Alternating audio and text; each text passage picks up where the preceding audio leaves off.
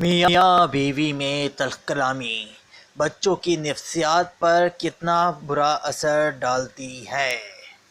دنیا میں شاید ہی کوئی ایسے میاں بیوی ہوں جن کے درمیان کسی بات پر تلخ کلامی یا ناراضگی نہ ہوئی ہو۔ یہ کوئی ایسی عجوبے کی بات بھی نہیں ہے، ایک عام معاشرتی مسئلہ ہے۔ دوسری جانب کچھ لوگ تو اس تکرار اور اختلاف رائے کو محبت کے بڑھنے سے بھی تشبیہ دیتے ہیں، جو شاید کسی حد تک درست بھی ہو۔ تاہم ایک دوسرے سے لڑنے والے میاں بیوی کو اس بات کا لازمی خیال رکھنا چاہیے کہ ان کی یہ تلخ کلامی ان کی اولاد میں نفسیاتی مسائل پیدا کرنے کا سبب نہ بنے۔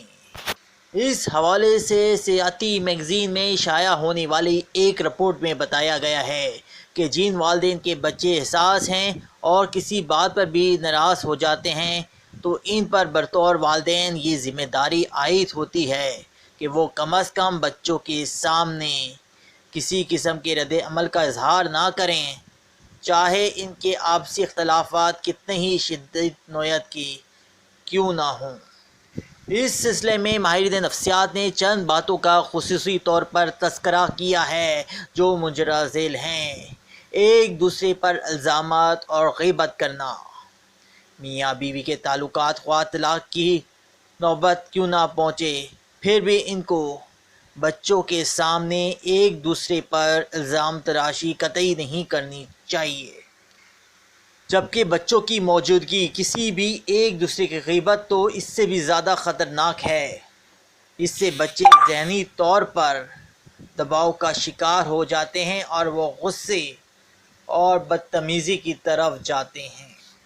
اسی طرح اکثر میاں بیوی کی ناراضگی کے دوران یہ بھی دیکھا گیا ہے کہ والدین بچوں کے ساتھ ہی ایک دوسرے کے خلاف باتیں کرتے ہیں، جس سے بچوں کے ذہن میں ان کے خلاف غصہ جنم لیتا ہے۔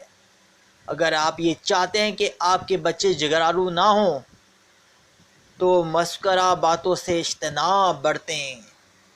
تلخ کلامی سے حتی الامکان گریز کریں۔ لڑائی عموماً اس وقت ہوتی ہے جب دونوں جانب برہمی شدت ہو، اس لیے اس سے بچے کا طریقہ یہی ہے کہ دونوں میں سے کوئی ایک پرسکون رہے اور بات کو بڑھنے نہ دے، خصوصاً بچوں کی موجودگی میں۔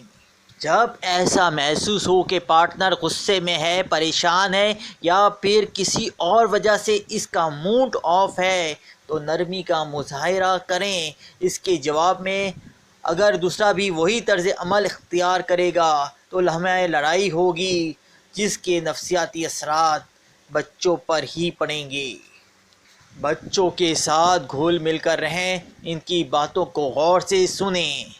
اکثر دیکھنے میں آتا ہے کہ میاں بیوی کے درمیان لڑائی کے بعد بچوں کے ساتھ بات چیت میں کمی آ جاتی ہے، جس کو بچے شدت کے ساتھ محسوس کرتے ہیں۔ اس لیے جیون ساتھیوں کے درمیان تعلقات کتنے ہی خراب کیوں نہ ہوں، اس کے قصوروار بچے نہیں ہیں، اس لیے ان پر غصہ مت نکالیں، ان کے ساتھ بات کرتے رہیں اور ان کی سنیں بھی۔ اس کا فائدہ یہ ہوگا کہ آپ کا ذہن بھی بڑھ جائے گا اور برہمی میں بھی کمی آئے گی۔